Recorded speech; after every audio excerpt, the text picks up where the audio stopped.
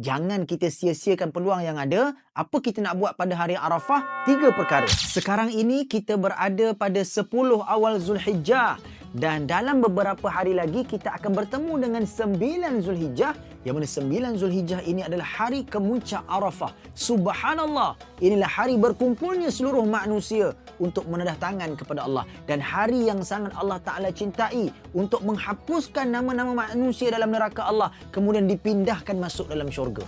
Jadi, jangan kita sia-siakan peluang yang ada. Apa kita nak buat pada hari Arafah? 3 perkara.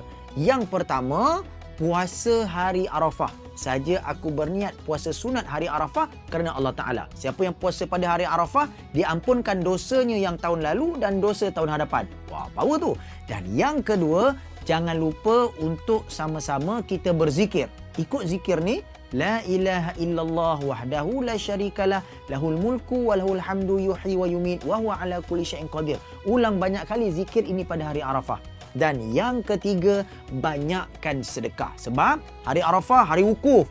Ada orang buat haji, orang solat, orang puasa, orang zakat. Banyakkan sedekah. Dan insyaAllah, sedekah pada hari Arafah melipat gandakan pahala dan rezeki kita. InsyaAllah, Tuhan tak akan keringkan poket kita. Tuhan akan curahkan rahmat dan rezeki macam hujan yang turun mencurah-curah. InsyaAllah, selamat menikmati hari Arafah dan salam Aidil Adha.